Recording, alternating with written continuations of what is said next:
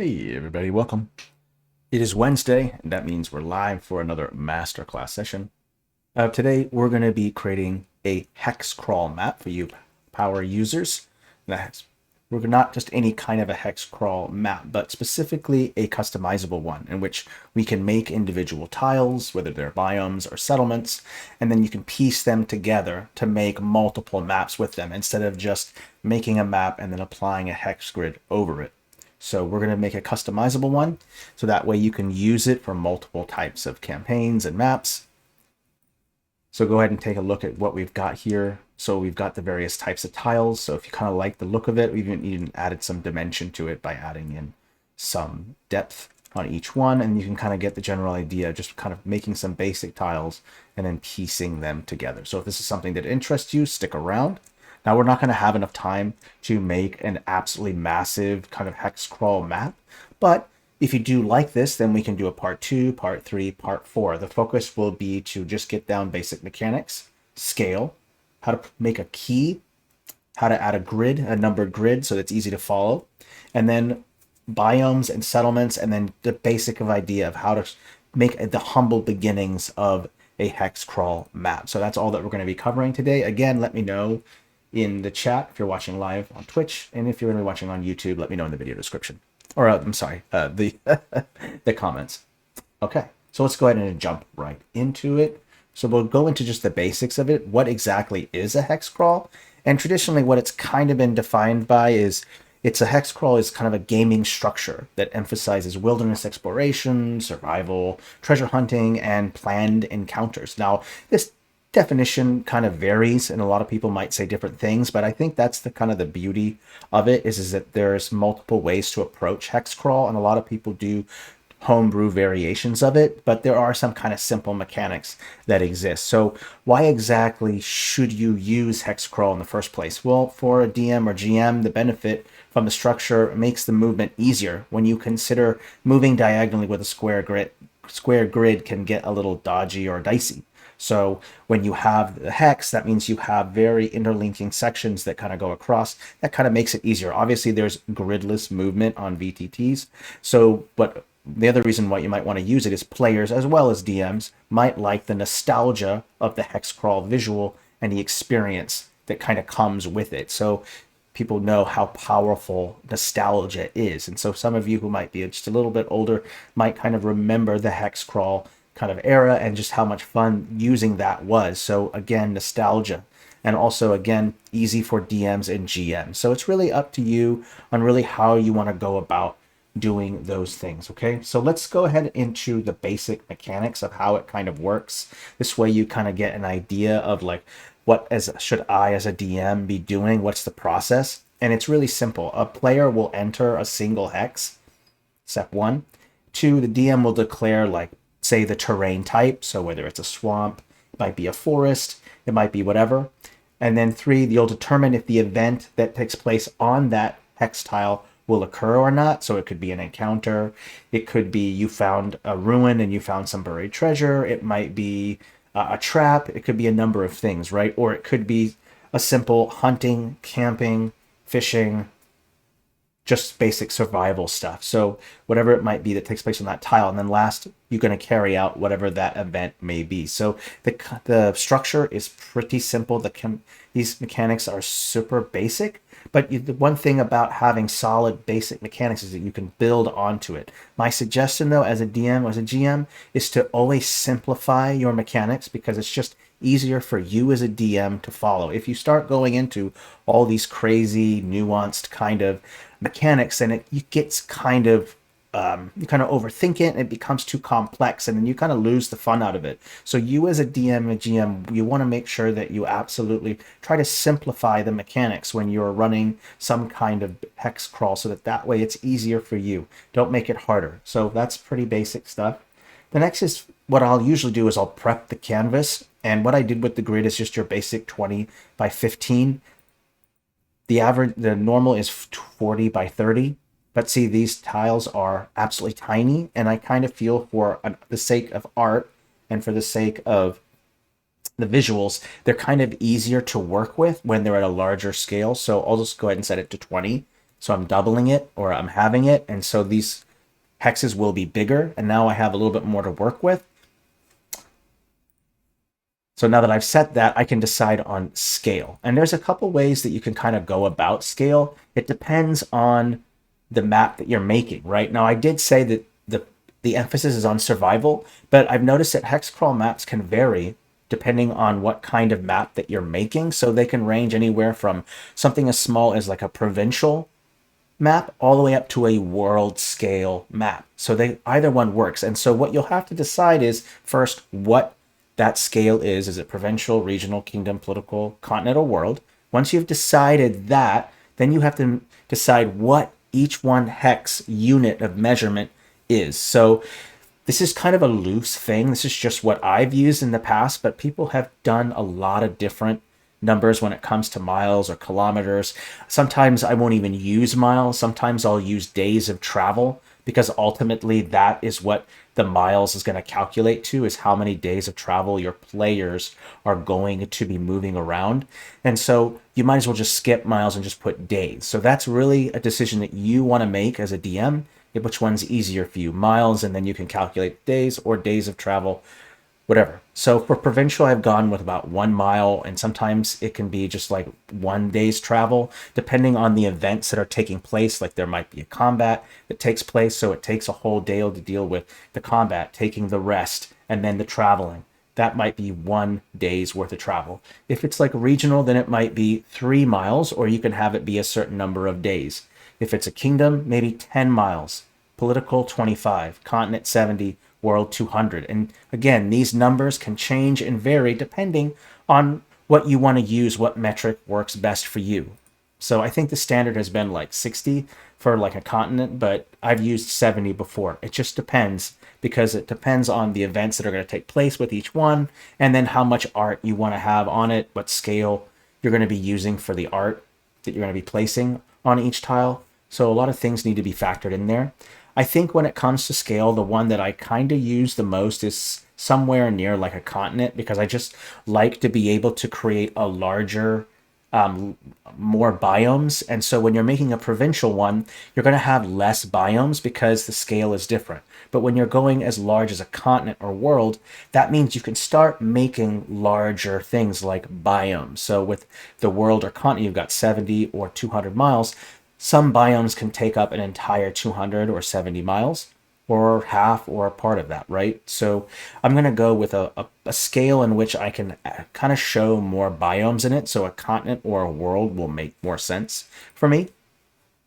So we'll go ahead and remove the scale here. Normally what I do, this is for me personally, is I'll normally kind of add a little key. This is all something you're going to see on the map that your players won't see. So I'll have a little key that I'll generally print out. And what the key helps me to do is determine what's happening on each tile. Now, you don't need to have a triggered event on every single tile. That's up to you. It could just be traveling, you've done some hunting or whatever it might be. There might not be an encounter or some crazy event that gets triggered, right? It could just be simple travel, hunting, foraging, cooking, camping, right? Simple stuff. But when you want to add something like an encounter, I like to go into the parchment world style, and there's all these nice icons, and I'll just kind of pluck some of those icons out of the style and then choose those to work as a key. And they can range to a lot of different things. Maybe one that represents an encounter, an official place where you camp, or maybe a orc or goblin campsite, or it could be a ruin, a shrine, treasure, different types of camps, a graveyard, a watchtower, whatever it might be. I think the most common ones, if you're especially in a survival scenario, would be things like encounters, a camp, ruin. Those kind of things are going to be in the more survival element when you're thinking about what kind of events to have on your tiles.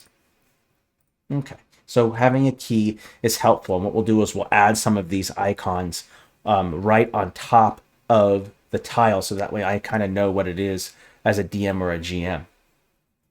Let's talk about grid real quick before we jump into making the actual stuff itself. So what I normally do is this, and I know that it's not really ideal because we really should just have an automatic number within each tile, and I totally agree with that. So definitely leave a suggestion on our canny about maybe auto filling in numbers, because I know that would be far more helpful for those of you who are much more into Hexcrawl maps, because I know that this method just is a little bit more labor intensive, because you have to like make each individual number and letter and then place them within the hex.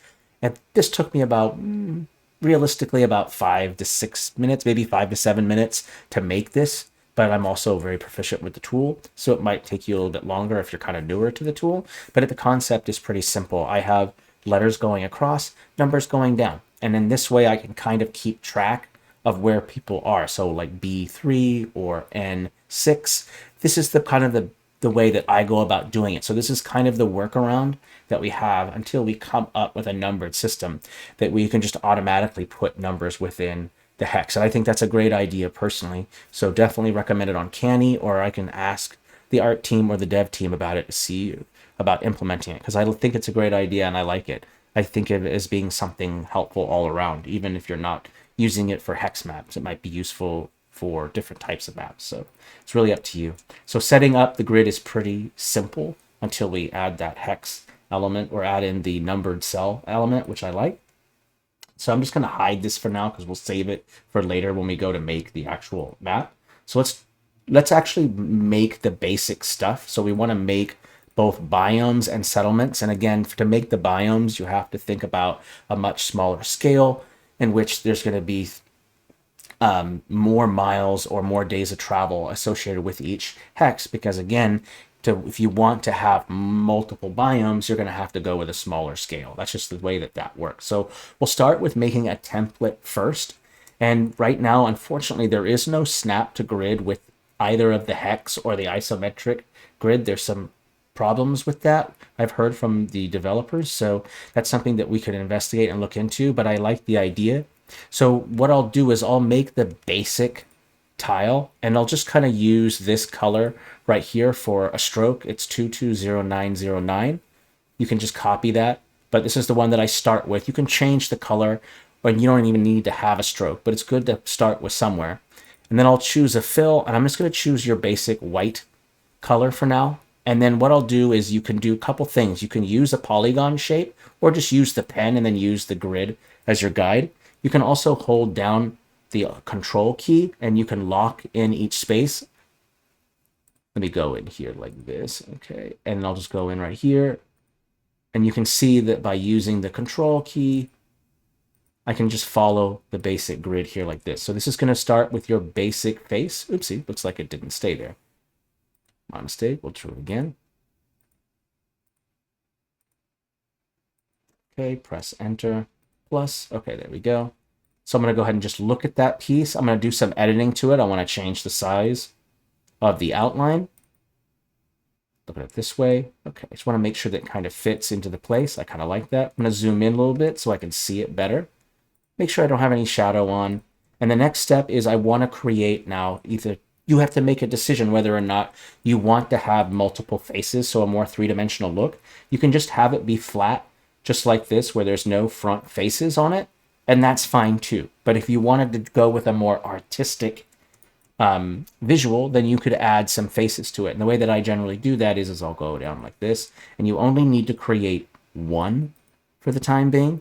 So just go like this, press enter, plus you only need to add one, copy, paste it, flip it, and then you have the second face. Now you'll notice about the hex that I'm using specifically where only there's two faces showing. You can actually have it to where the hex is going the other way as well, like this. But the reason why I like using this one more is because I have less faces to add to the front. But it's up to you, really. This is kind of a visual choice that you have to make, both as an artist and a DM, and what your players like. So that's a decision you have to make. But I'll go with this one just for the ease. Okay? And then what I'll do is just to add dimension to it, I'll pick that color and I'll change the brightness and darkness of it, just to know that the faces are different. So I'll bring the darkness down on this one even more. And then what I'll do is I'll just create group, and I'm going to label it template. Now what you're going to find yourself doing a lot when you're making these is that you want to have a template off to the side somewhere, because sometimes what I'll accidentally do is just move it over here like this and then make it and then realize, oh no, I don't actually have another template to copy and paste to make the next one. So what I always do is just make a couple on the side like this so I don't accidentally leave myself without options, so I can just grab it and take it if I need be. So remember the option here. You can have just one flat face, or you can have one with numbered faces. I personally like the various faces on it because I just think it looks more interesting. It's just an artistic choice. It has a more video game, more feel to it, but that's something that you don't have to have, because I know that some people don't like the video gamey kind of element involved in their game. They're very much against it. And that's a personal choice, right? So I'm going to go with this more visual look to it, but just imagine if I was using it without. In fact, I'll just put one over here just in case we want to have a flat face. Okay, so let's go ahead and place it here. So here's your template, right? Your basic one. There's going to be your top face. And then I'll just copy and paste it, and then I can start making some basic stuff. Like the basic biome that I can think of are plains, right? They can be vast, they can be small. They're flat, they're mostly grass, and they're kind of easy to work with. So we'll start with this. I'll select and open it. I'm going to choose that top shape, make sure it goes up a layer, and then I'm going to go ahead and select for a texture. I'm going to use, for a stroke, I'm going to use a specific type of stamp. I'm going to go into fantasy battle maps.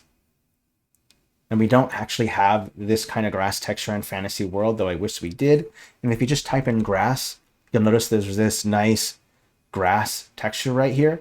It looks like we might need to flip it. So let's flip it facing the other way. You can see now that the grass is facing outward, and you have some nice effects going outward. We're going to change the fill color from a color to a texture. And we're going to go back to Fantasy World. And we can kind of choose which kind of texture that we want to use for it. And what I do is I'll just kind of pick one that I want to represent a plains. Oh, yes, where I did the flip is really easy to find. So that's selected. If you kind of scroll down, you'll notice there's some flips. Flip horizontally.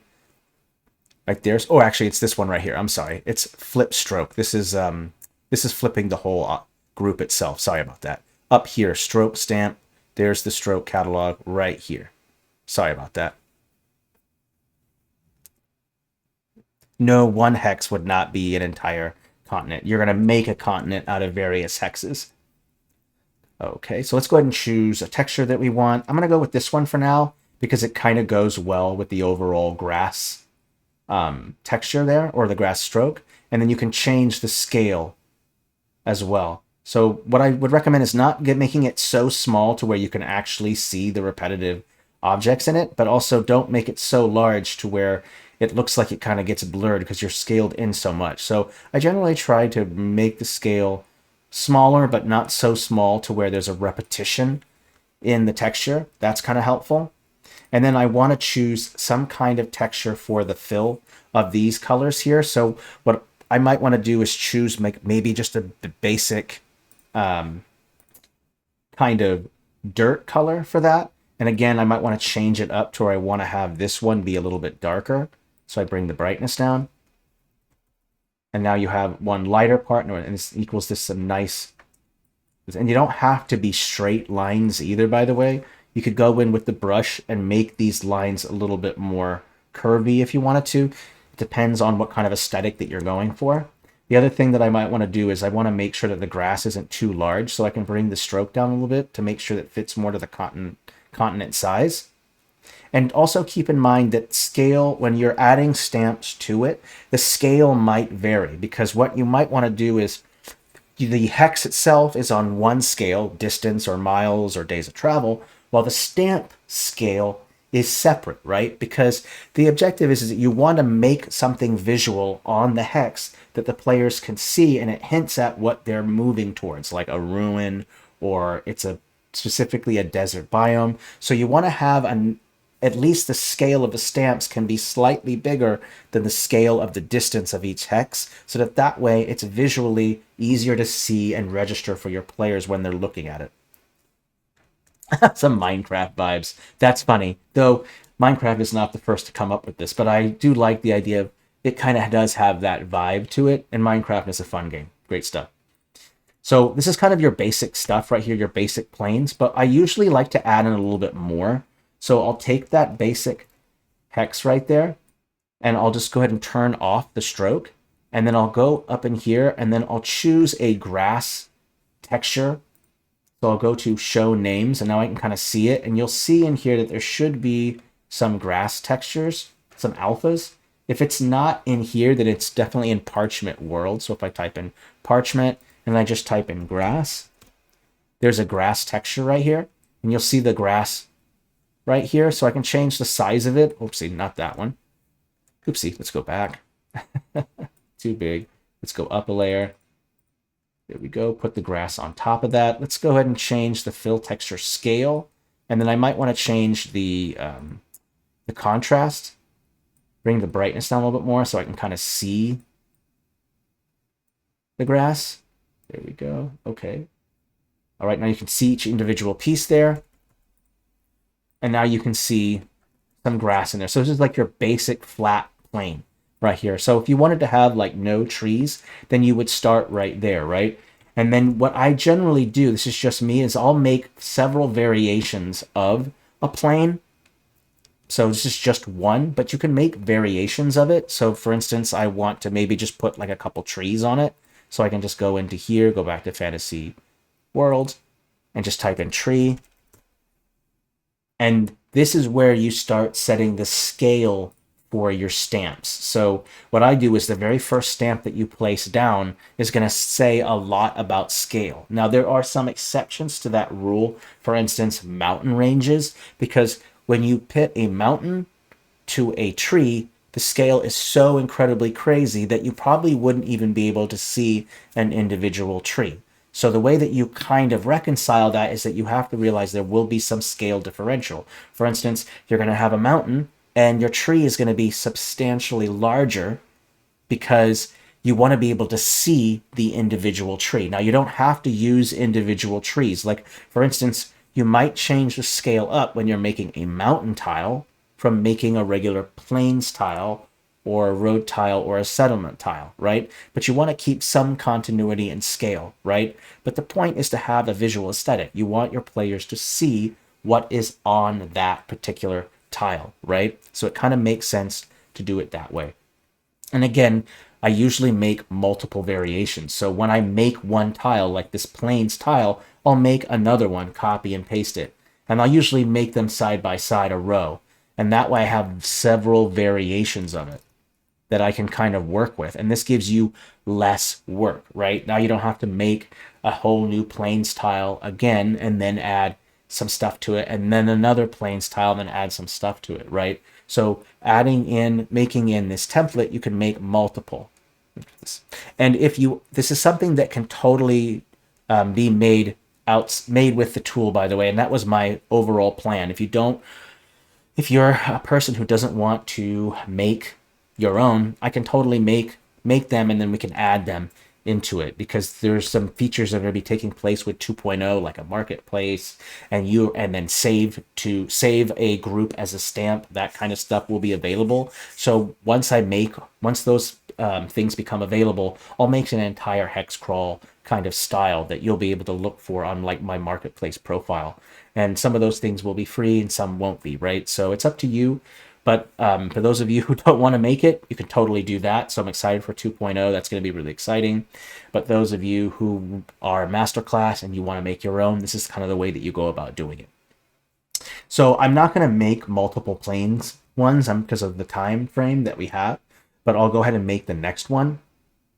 And so let's just say that I want to have roads on the planes itself, then I can start editing and changing that up. So I'll go ahead and take this tile right here, take these two, and kind of remove it like this. And then I'll go ahead and take that grass tile, put one down. I'm going to remove. And what I want to make is the road texture right here. And I'm going to pick a texture that I want to act as the road. And what I generally do is I try to follow a rule about contrast. So for instance, if you want to have your grassland be a light green, then don't use a super light texture to make that's going to be that's not going to create some kind of contrast with the grass. Now, it's not always the case. Sometimes this yellowish color right here kind of works fine for a road, but I'll give you the basic mechanics on how to put it together. So I'm going to take this down a layer. I'm going to put it underneath right here, and I'll just connect it like this. And then I'll go in with this one right here. I'll make sure I select the grass. And then what I'll do is I'm going to put this right up against another tile like this. And then what we'll do is we're going to go over to it. I'm going to go to the brush, bring the brush size down, switch over to subtract. And we're going to make a road piece. And the way that I usually do this is I want to make a series of templates of these roads. So pick 2 directions on the hex and then connect them. So I'll start at the middle like this, make a curved road piece, and have it connect to the middle like this, right here like that. And then what's cool is you'll notice that I have that grass kind of in the way. That's fine. I'm just going to copy and paste this and turn it back into grass. And I'm noticing here that I need to flip these grass pieces here. So we'll flip those.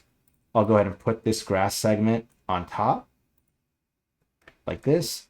Copy and paste, do this one, do it again. Put a grass, put it on top of it. And then I can just go ahead and group this. I'm going to call this grass.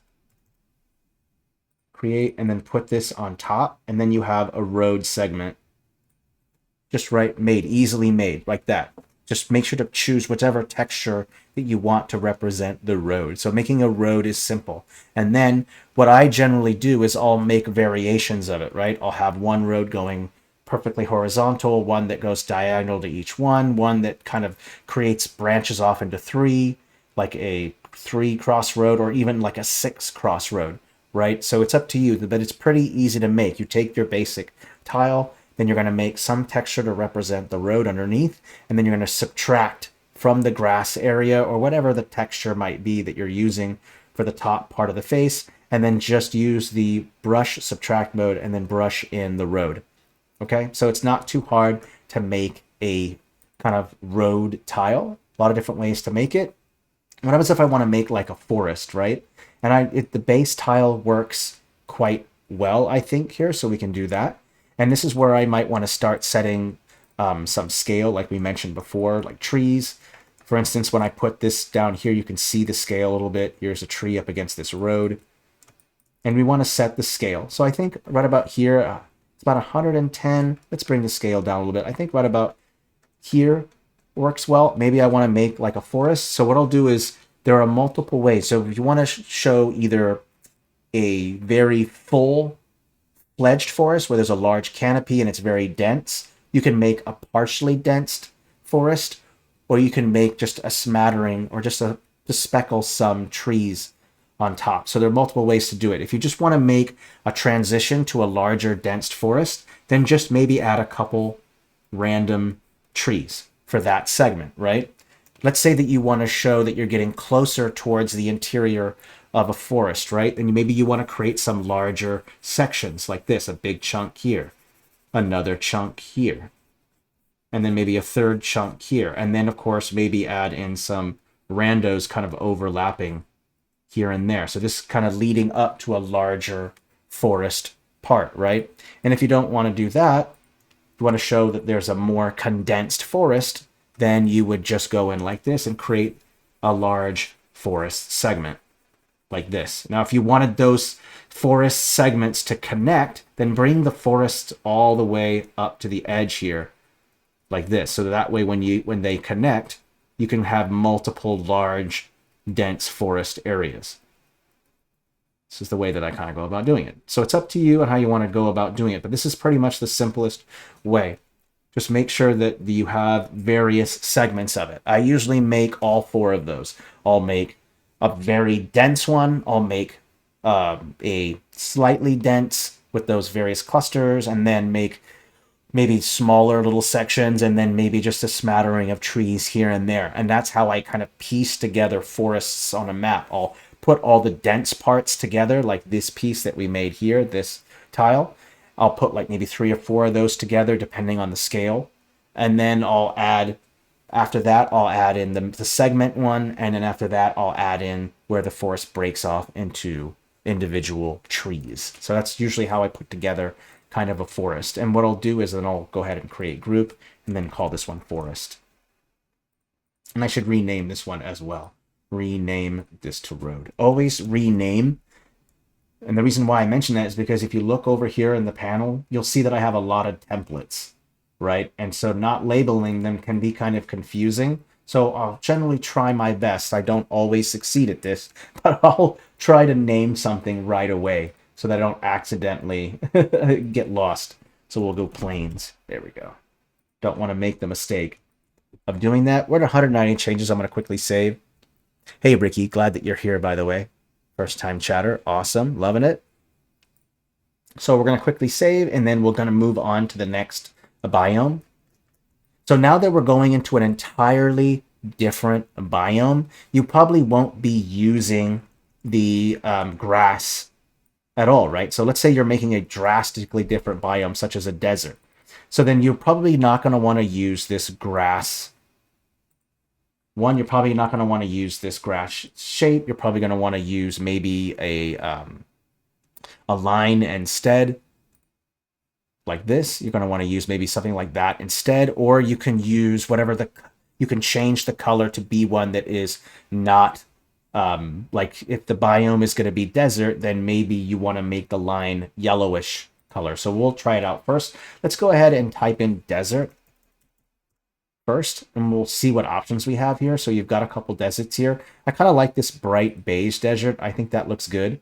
And then we can go in and we can, if you want, you can change the color of it to where it kind of matches in with it. So that way it's not this dark outline. And of course, it causes the tiles to kind of maybe merge better together. So when I put them together, there's not this crazy thick line dividing the two. So that's up to you. You can decide. You can use a stamp for a stroke if you want, or you can use a color similar to the biome color. It's all up to you. And what's nice about it is you don't have to change the bottom two faces. You can always make it dirt, or you can change it to bedrock or whatever it might be, right? If it's lava, then maybe have it be some molten lava underneath of it. So once you've chosen the texture that you want to represent the biome and the stroke color for the outline, then you're probably going to want to put down some stamps. So, and always it's the theme. If it's a desert, then it kind of makes sense to throw down some dunes. Now, some of the dunes, or these dunes, do have what's called a clipping mask. So they're going to pick up what's on the FG layer. You don't have to use the clipping mask at all. Just know that if you overlap, you'll notice that there's no clip mask there to have it work. So what I'll do is, because I don't want to have a clip mask there, what I'll end up doing is I'll just turn the clip mask off and then just place the dunes on there as need be. So I'll kind of place one here. I kind of like that right there. We'll turn the clip mask off. And if you feel that these don't blend well with the texture underneath of it, that's fine. You can select both of them and change that blend mode to luminosity, and it will pick up whatever texture is beneath it. If you don't like how thick the line work is, you can always go to contrast and bring the contrast down a little bit, bring the brightness up to make it kind of merge better with the texture. That's up to you. If you don't like the texture, you can always change it. Maybe you want to have more smaller ripples in the sand. That's up to you. When I am placing things like dunes or desert or dunes or mountains, I try to do this one little trick where I try to connect the ridges. So for instance, look at the ridge of this dune. I want to make sure that this ridge connects to each other when I'm placing them down. So these two connect into a ridge point, so that way they kind of connect and they seem like they're natural when I'm putting them together. Just one way to kind of do your dune thing. Now you can make, again, variations of these. Generally, I'll make like 3 or 4 variations of the desert. One might have an oasis. One might have very small rolling dunes, tiny little dunes. Some might have a ruin on it. Some might have no dunes at all, kind of just flat wasteland with just sand and no dunes whatsoever. So making variations is always helpful. Okay. All right. So desert, not complex, pretty easy to put together, right? So then, of course, I'll select them all, group, and then add desert. And I usually, what I'll do is if I have multiple forests, I'll have forest 1, forest 2, forest 3, or dense forest, or semi-dense forest, or forest perimeter, or forest tree line, whatever it might be. I'll label them in a way that's helpful. Let's go ahead and put down mountains, and we can actually use the plain stamp for this for now, but you can change it to whatever color you want. So same thing, the same problem that you kind of encounter with the desert, with the dunes and the clipping mass, it's the same thing you're going to deal with the mountains. So what we'll do is we'll type in mountain, and you can kind of select which ones you want. You'll notice that these two right here have clipping masks. I think a lot of these have clipping masks, but there's some that don't. And it's okay to have a clipping mask, just know that you'll have to paint the FG layer, okay? So what I'll do is I'll just pick one that doesn't really have a clipping mask. It's up to you. You don't have to do that if you don't want to. And I'll kind of use some scale here, and I'll go ahead and create a series of, I'll make like a mountain range. So I'll scale them up and kind of make the same thing I did with the desert. I'll try to arrange them in a way where I'm making like a range of some kind like this. Now, if you don't like the color, doesn't work with the green, you can just select them and just change the hue to kind of get the more green color that you want. So whenever, or if it's a brown, let's say that the texture that's on the top face is a brown color, then you can just change the hue to get a more brownish color. If it's a more desert mountain, then just change the hue. That's all you have to do. You can turn clipping masks off really easily. When you click on it, you'll notice that there's a clip mask option right here, just right here, clip mask on off. So that way you can turn it on and off. How did I make the mountains green? They were already green. I changed them to a different green. Here, let me go back to the mountain.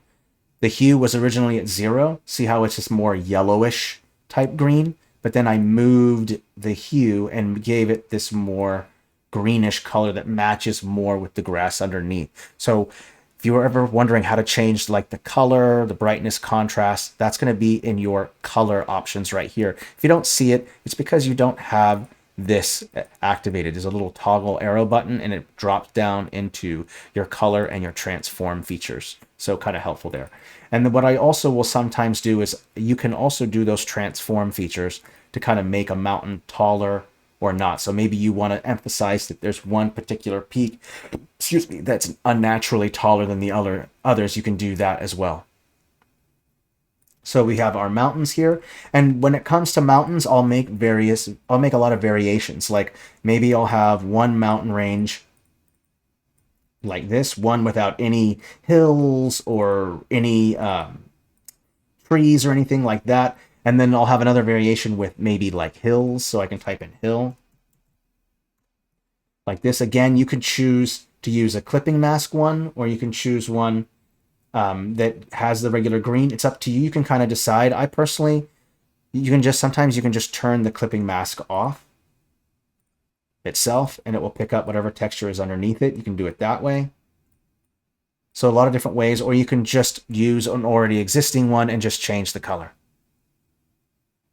We're going to totally change up the layer system, by the way, baby, first time chatter. We're changing it up entirely. So the layer system that you see right here in the right panel, that is going to change. We're doing with 2.0, there's going to be a completely new layer system that's going to allow you to have so much more control over your layers. And so I'm kind of hesitant to kind of show off too much of it, because I want to have some of the stuff that I do in the streams to be clonable. But you're going to be able to have complete control over the customization. And I'll turn that on actually. After we make a couple more, I'll turn that on and we'll go over it so you can kind of see it. I don't want to exclude that. So remember that you can add in a series of mountains.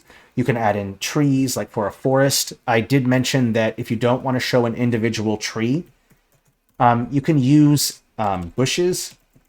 Bushes work absolutely fantastic for making forests, especially at a smaller scale. And what I'll do is I'll make the area a little bit bigger. Notice at the top there's something called area. And then what you'll do is make sure that the mountains and the trees are on the same layer, because the way that Fantasy World works is that it works by stamps will bump up against the collision box. Stamps will show up behind the collision box and in front of the collision box. Hey, it's a raiding party. Thank you, Kitty Doe and Sky Ruto Switch, which love it. Thank you. Awesome. Thank you so much, everybody. Appreciate that party. Awesome. And so these forests or these bushes right here, these work absolutely fantastic for making a more dense forest without having to show individual trees. Another raid. Oh, same raid. Hey, Minnie. Awesome. So many first-time chatters. Hey, Doggy Bread. Awesome. I love it. Love seeing new people in the chat. Awesome. Fantastic. So what I'll end up doing is just kind of create the forest. You'll see that you can change the scale of them by just holding on to shift. And you can create much more blanketed forests this way by doing it that way. So I kind of find that doing it this way is a little bit easier. Hey, first time chatter. Another one. Awesome. Love it. Great. Oh, I also enjoy D&D. Awesome. I love seeing all these first time chatters. So again, if you want to make a forest, you can just use bushes instead with the area tool or the area option, and then just kind of make a blanket. Just know that you're going to go through a lot of more memory because there's just a lot of different small bushes. Like if I go into the object section here, you'll notice just how many small bushes there are. There's quite a bit, right? So just kind of keep in mind that if your machine is not as strong, you're editing in 4K, you might experience some lag there. So let's go ahead and relabel this mountain. Create, and again, you do them 1, 2, 3, 4. Okay. Hey, first time chatter. You've never played a Hexcrawl? Hexcrawls definitely came from the D&D sphere. They just didn't become, I think they lost popularity in like the 80s. I can't really remember. It's been a little while. Okay. Yeah, 1,352 stamps on just that mountain alone. That's quite a bit. The shortcut to group is just to sit the G key, if I remember correctly. Let me try it real quick. So you just select two things and just press the G key. Or it's Alt-G. Let me check. Alt-G. If it's not Alt, then it might be Control. I mean, I'm using a different kind of computer. Depends. Yeah, it's Control-G. Just select the two. I usually just drag or select the two of them and then press Control-G. So pretty easy to put together. All right, so now that I've kind of given you the general idea on kind of how to make different biomes, we've done some various ones. You get the general idea, you pick a base texture. If you go by the way, Agent Temi, if you go in the beginning of the stream, I kind of give you the general mechanics, called general mechanics in the beginning of the stream, and I'll go over how to kind of go over it. It's just the basic mechanics, it's not full detail. Because I've noticed a lot of people homebrew a lot of hex maps. They kind of have different opinions on how to run it. My way might be entirely different from the way that you as a DM might do it. So you kind of get the general idea on how to kind of make each biome. You have a basic texture at the bottom that you choose. You're going to choose stamps on top of it, whether it's going to be a forest, desert, whatever it might be. It's pretty easy to kind of put together. So it's not very complex. There's a lot of videos on the YouTube channel that go over how to make biomes. Just apply those biome knowledge to these hexes, and then you'll have it made pretty easily. So what about making like settlements? How is it that I approach a settlement? And it's not too far off from how I make a biome. First, I'll kind of choose a biome that I want to represent, that the ruin or camp will be on. We'll use plains because it's one that I've already made, and I'll put it here. And I'll place it right onto the grid here. And then I'll choose a centerpiece that I want to represent the ruins. So I'll just type in ruin. Now, one thing you're going to notice is that when I put this ruin down, you'll notice that it's definitely out of scale from, per se, this mountain range right here. Okay? This tower is as big as a mountain range. Don't let that confuse you, because the thing is that if I was to make it to scale, this is how big that tower would be, right?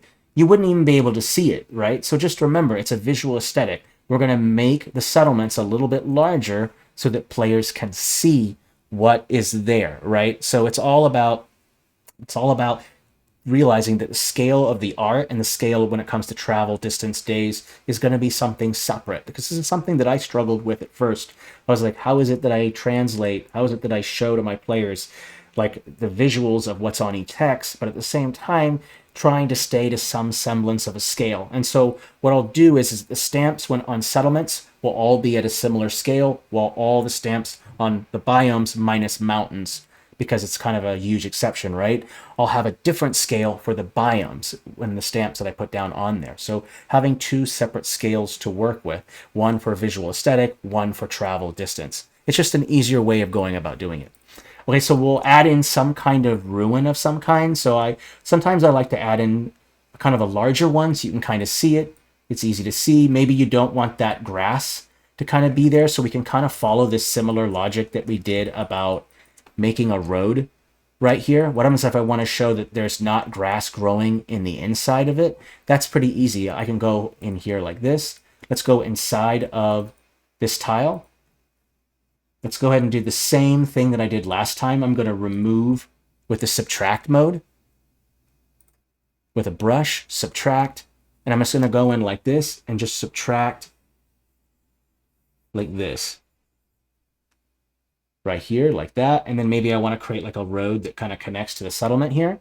And then I can go in, just like I did, I can go back to this one, open this one up, grab this, copy and paste that road texture that I did, open this one back up, put it on there like this. I notice that the grass is inverted, so I'll have to flip that. There we go. And then I'll take that same grass that I used right here, and then I'll go ahead and add the grass parts and then put it on top like this. So pretty basic stuff. And then I also like to add in some vegetation just to give it more interest. So I'll go back here. I'm going to use a dark color, because the trick that I normally struggle with is how do I make it visually appealing? Right now we have a lot of light colors, the light color grass, a kind of a light color road or dirt color underneath. And then we also have kind of like the ruin itself. It's kind of a middle color. It's not particularly dark or particularly light. So to change that up, I'll just pick a tree of my choice. Whatever it might be, it depends on the biome or where it is. And then I'm going to make it much, much darker. So let's bring the brightness down. And now this way, my tree, and I can use the settlement as a guide for scale, and then put it right here. And then I can go ahead and add in these dark trees in right here like this. But don't forget to have them overlap. Overlap the top, overlap the road, overlap some of the other trees, and then go in and then add in some variation of tree, right? Trees are not all the same size, so add in some medium-sized trees like this. After you've added in some medium-sized tree, add in some bushes, right? Just because you want to add in just a little bit more. So maybe I want to add in a little bush. And let's put one down. I think this kind of doesn't match well with the green, so we'll go back into that U color. Let's go with that kind of green. I think that looks a little better. Maybe we can go with bringing the brightness up a little bit. There we go. And then I'll just go in and place a couple of these. Remember, start with something big, then go a little bit smaller, cluster them a couple together, make them a little bit smaller, and then throw some tiny ones just to kind of break that up. There you go. So it's not complex to make. This only just took like a couple minutes to make this, right? It's pretty easy. Once you have the template made, then it becomes just a lot easier to put together. So now you have a very simple ruin that you can work with. And I'll go ahead and place that right here. So now we have that done. I'm going to go ahead and save it at 137 changes. So it's pretty easy to put together. It's not complex. It's just about knowing how to put together, your basic kind of method, right? Where do you start? You start with a template, you assign a specific biome, you'll add the specific stamps assigned to the biome. Biomes are easy. Then when you go to make your settlement, you use a template, you assign the biome, then you assign what kind of settlement's going to be there, a ruin, a camp, a watchtower, whatever it is it might be, and then you can start piecing those things together. So what about a camp, right? Let's do a camp. So let's follow the same logic. Let's actually use this one right here, copy paste. We'll put it right here, and I notice that I'm going to actually take this text right here, take this particular color right here. I'm going to put it off to the side so that I can have it with me available to me, because I'm noticing that I'm keep going in and out of each one to find it. So since I'm using this as kind of like my basic road, I'll just keep that there. I'm going to make a couple of them too so I don't accidentally delete them. This is what I'm talking about. Okay. All right. Okay, so we're going to go ahead and just we'll use the planes. I'm just going to keep using the planes ones just to limit on time because we're already at 50 minutes in. So let's make that camp one. This one's not too complex. There should be some camp stuff involved. If it's not a camp, then there should be let's see here. I thought there was some carts, or you could use one of these Nordic fortified ones. If it's going to be like Orc, you can use one of these. I'm not sure which one would be best for a camp. Let's see here. What would be best? People got ideas? Feel free to share. I'm all open. I don't see any tents or anything like that. So I do remember seeing like a cart or something like that. I think I remember seeing those. Let me see here. Is there a cart in here?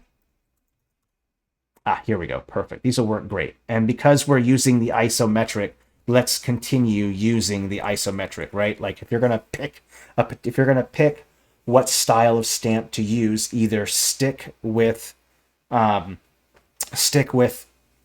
isometric or the flat facing. Because I used isometric for this structure here, we should probably use the same. So I'm going to use a couple of these kind of right here. I'm just going to flip this around and have one going the other way, one going this way. We'll kind of make this a camp. Oh, did someone say market? Sure, that's worth looking at. Let's do that. Oh yeah, I like these. These are cool. A lot of different ones that you can use here. I think what I'll do is I'll use these for right now. I thought there was a little bit more than that. I thought there were a couple more, but perhaps I was mistaken about that. Let's use this Orc bone arch. I think is kind of like a nice entrance that kind of leads into it. So I'll flip that, and then I'll put another one like right here. And then let's put this one being in the front, kind of like this. And what we'll do is we'll kind of create like a perimeter that gets made here, and then we'll put another one right here behind this one, and then I can take the whole thing and then kind of center it. Oopsie. There we go. Open it like this. We'll scale it up just a little bit so you can kind of see it better. Now you can see that. And then what I will do is I will use like a flag or something like that to kind of represent the camp. So I could use any one of these flags, this blue one, this one. I kind of like this one. I'll make it a little bit bigger like this. So this kind of represents that. And then again, remember that trick, we can go in and use the subtract option. So I can go into here, select this green one. Let's remove the grass part. Let's take the shape. Let's go over to the shape. Let's go with subtract, put in a brush, and then maybe have it kind of going in this way. And then we'll have this little segment right here be there. Of course, just like you have to flip the grass again. So now you kind of have that. And then we can kind of take this piece right here, copy, paste, and then put that inside here like this. Now you have that simple camp. And then again, just like before, I'll want to maybe, I'll probably want to add in some stuff around some kind of landscape to give it some extra details. So for instance, maybe I want to add in a tree or some bushes. Maybe I want to have like a tall forest.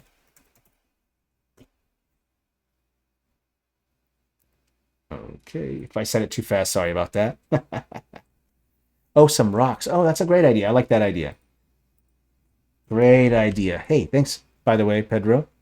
I love it when people make suggestions. That's so much fun. Yeah, some rocks is a great idea. So let's maybe put some rocks. Let's put some smaller ones on the road here. Like this. And then let's put some larger ones kind of on the outside of it. Kind of like this. And then put some smaller ones together like this. And you'll notice that they kind of don't blend in very well with the grass. And so what I'll end up doing is I'll select all of these. And let's say that I want to create a texture to blend in with the grass underneath. So I'll go over to shadow, go to custom object shadow. Let's choose like maybe a gray color. Let's make it around the similar gray. I'll bring the intensity up. And then I'll bring the shadow blur to 7.7, bring this down like this, and then I'll just use this dark kind of gray shadow right here. Let's bring the intensity down a little bit, and then this should kind of balance out a little bit more. So now you kind of have a way of like, because right now I'm not using a clipping mask, I'm already using a texture. Now when you have layer 2.0, you'll be able to put textures all on top of each other with various layers and still be able to export them as your own custom stamp. So that ability will be there. But this is kind of a nice way of kind of putting it together. You can always use object shadows to do various things. So I think this works well for the camp. It might even be a good idea to maybe just throw in maybe 1 or 2 trees or a bush or two just to add in a little bit of vegetation. I think that might be a nice touch. So I'll just kind of throw in maybe just 1 or 2 there, 1 here, and then just kind of, and then make some really small ones. There you go. So now I have some bush, and then you have a nice little camp here. Okay, create. All right, where are we at for time here? You know what? Let's go ahead and make the last 2. So we'll go over by just a few moments, but you guys get the general idea about putting this together. So a nice camp here. You've got a nice ruins. Let's use a different biome this time. I know I've used a lot of plains, so let's make a watchtower on a desert. And then that way we're not just using the same grass plains. I don't want to bore people with the same biome the entire time. So we'll do something a little bit different. So I'll use the desert biome here.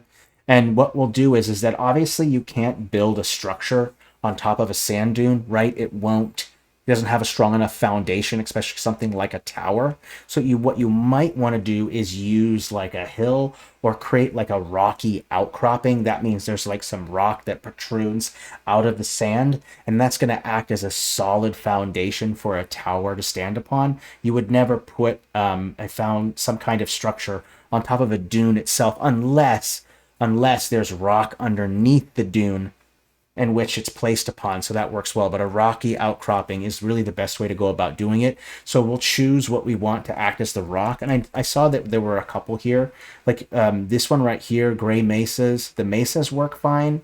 You could also use some of these rocky cliffs right here. You could also just use these small rock outcroppings that we used here. You could use these as well. I think this one kind of works well because it kind of has some nice nodules to it. So I think these will work best. So I'll go ahead and put the tower on. Now the tower does not have to be perfectly centered. So far we've done a lot of perfectly centered stuff. You don't always have to do that. You can offset it a little bit. There's this rule in art called like thirds where you can put it into 1/3 each. So you could have it be right here, one right here, or one right here. It doesn't have to be perfectly centered. So I can kind of offset it just a little bit like that. So I have a little offset, and then I can choose a tower. And when you decide the tower, pick one that suits well to the biome, right? So I'm going to look at my towers and decide which one of these works well to a desert. And this tall sandstone, it's even called sandstone, so it kind of makes sense to add a tower there, right? So I'll scale it up a little bit, and then I'll put the tower right on top of that stone right there. Now that I have the central figure or the central part done, now I can go in and create multiple rocky outcroppings to kind of create a design. So I'll maybe put one here, another one here like this, just to put a couple together to kind of create this nice, interesting kind of shape and design. So you have this nice rocky outcropping here. Just like we did before, we'll select each one of these and maybe use kind of a gray color. So we'll go with object shadow. We'll go with that gray color we were using before. Bring the blur down, bring this down a little bit, and then bring the intensity down. And then we can kind of blur in that a little bit. And then of course we might want to add in some sand dunes as well. So I think I might have to go over to the desert part again and select one. I might have to change the blend mode again. It looks like I do. So back to luminosity. And then I'll go ahead and place my sand dunes around it. And you'll have to turn off the blend mode, or turn off the, you'll have to turn off the the clipping masks.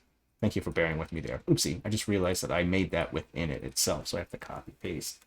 Open this up. There we go. Okay. And then just turn off the clip masks. There we go.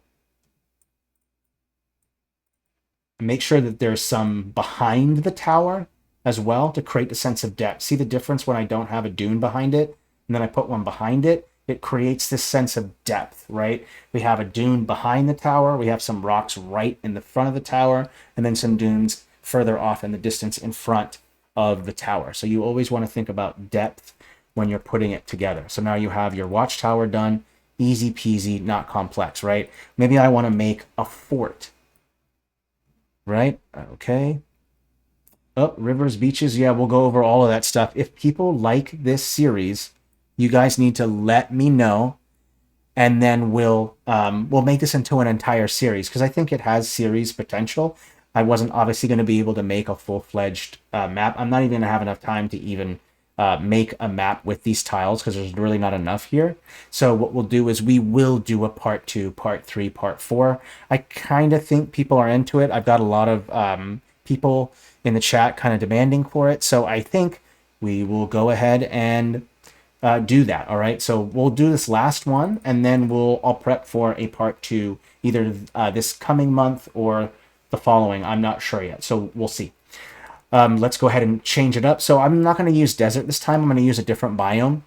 This time I'm going to go with like a wasteland, something similar to desert, but not. So I'll choose some orange kind of color here. And then remember that rule, we'll change the color here. Let's choose like an orange color. Let's change the darkness. So you see how the orange kind of goes well with that. Pretty easy to use. And then after that, you'll want to go ahead and make the fort part. I generally try not to make the settlement part inside of the group itself that I created. I'll try to make it on top and then group them together. And this creates a layer system, because if you put all of it within a major group, like you put everything together all within one group, it gets kind of chaotic, and I'm very much guilty of doing this. My maps are chaos. I am not very organized, and it's kind of a New Year's resolution for me a little bit to try to be a little more organized. So to do that, I can mention in the streams, always be sure to work it in layers. So the tile would be one group.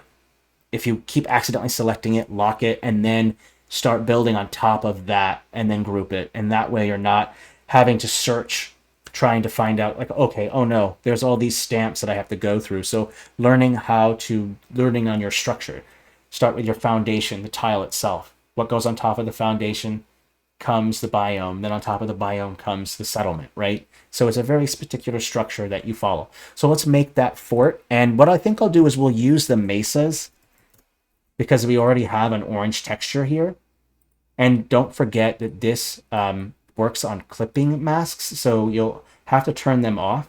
Now, so if you do kind of go over a little bit, you can always just paint it in, or you can use one that doesn't. I'm not sure if there's one that has it. I think it does. So, and you know what?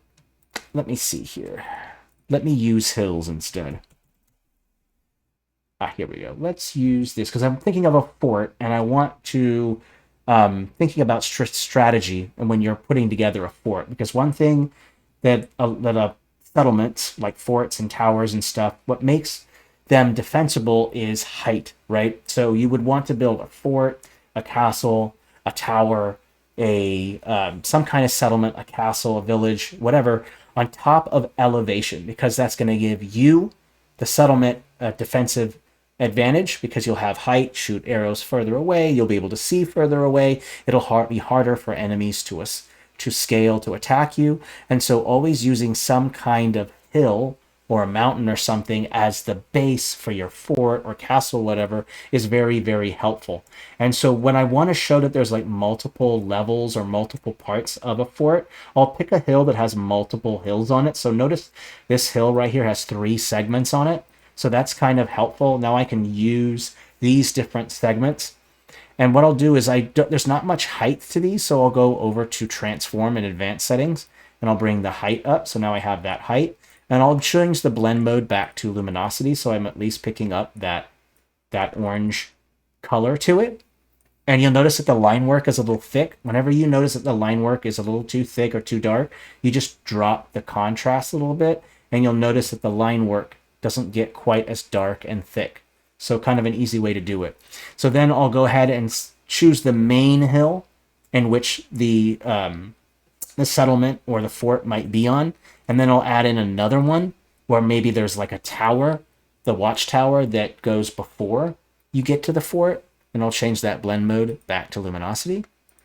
And so with my fort, what I'll do is I'll start with the centerpiece. Remember, it doesn't have to be perfectly centered. It can be off a little bit. You don't forget those thirds or quarters. It's up to you. We'll go with perfectly centered here because if you do have something perfectly centered, fix the symmetry of that by adding in pieces around it that breaks up the symmetry, because you don't see a lot of symmetry on the macro level when you're looking at things in nature. They seem to look asymmetrical. Obviously, that's just on the macro level. On a microscopic level, there's clearly a lot more symmetry to things. But on the macro level, to break up a symmetrical tile, just add in one piece, and now this entire thing becomes asymmetrical because of it. Okay, so I'll go ahead and now choose like a fort or a castle or whatever it is that I want to choose. It could be either one of these. Like there's a fortified keep right here. We could use this.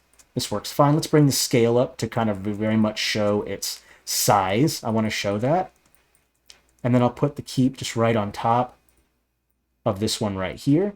And then I'll put another tower in a similar style, of maybe a kind of a gray one. And I can put a tower like right here or a tower right here. And then maybe I want to connect the tower and the fort together. Let's maybe use a bridge. And we'll go ahead and connect these two together like this. There we go. Something like that I think should be okay. Maybe make it a little bit bigger. About there looks fine. Let's go with that. Okay, and then we'll put this up above. I think we need to use a bit of a bigger tower here because this isn't going to fit. Let's go with this one right here. I think this one should work. There we go. We have a tower there. I'm going to change the brightness on a little bit to kind of fit more. There we go. And so now you have this kind of tower and a fort right here.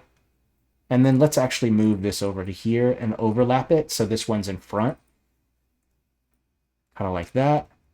And then I can kind of take the whole thing and kind of move it to where I want it to be over here. And then let's go ahead and just show that it's a wasteland.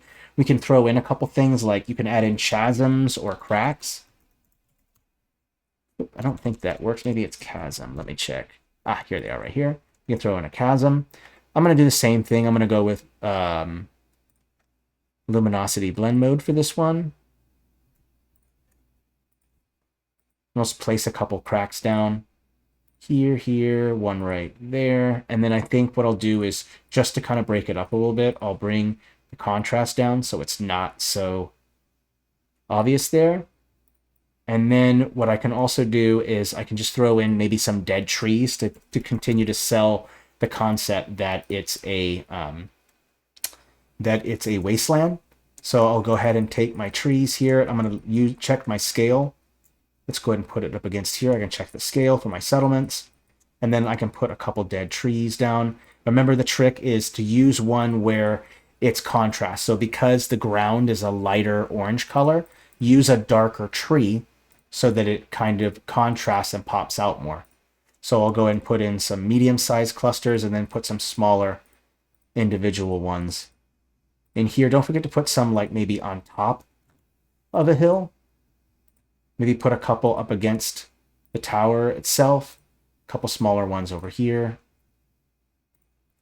There you have it. Now I know I went over a little bit. Sorry about that. And I know that I didn't really get to showcase too much of the custom layers. I'm going to absolutely be doing that in the next stream. Sorry about that. Just got kind of carried away. There's a lot to cover in this stream. So, but there's a lot to do. Okay, let me go ahead and just group this. We're going to call it Wasteland. Okay, so you kind of, I think, overall, you get the general idea on how to put together each biome. Remember, go to our YouTube channel, and there's tons of videos on how to make biomes. So if you get confused, go check those out, and then just apply those biome skills that you did to the hex itself. And remember, just start with making the basic hex shape with the shape tool, and then you can adjust the stroke and the fill at will, because that way you don't have to remake it each time. And don't forget to have various copies and variations of each one of those tiles, because if you all have one variation of each tile, it's going to become very repetitive in the Hexcrawl map that you create. And that's okay if you're okay with that. I mean, if you don't have a lot of time, that's fine. Don't make 6 variations, just make 1 or 2, make 2 or 3 variations. If you do have a lot of time, which DMs don't generally do, but those of you who do, maybe make 4 or 5 variations so that the map is not quite repetitive with the biome. So really, this is super easy to make. You're just applying all the same fantasy world map making concepts to applying it just on top of a hex shape. That's it, really. It's not complex. So if you already know how to make a world map, then it's not too complex to make one of these hex crawls. And I mentioned this in the beginning.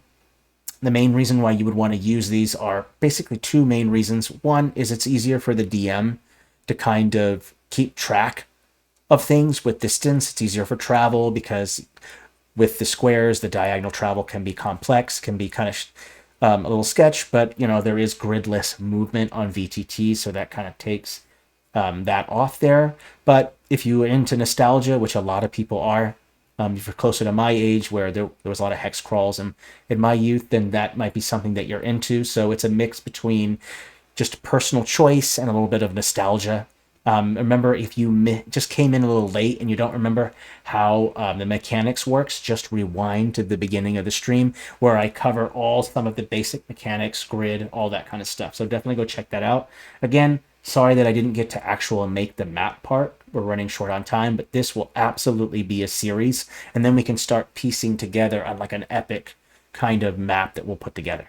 All right, so thanks everyone. I appreciate it. We'll put up the new stream calendar up on Discord either today or tomorrow, as well as the events.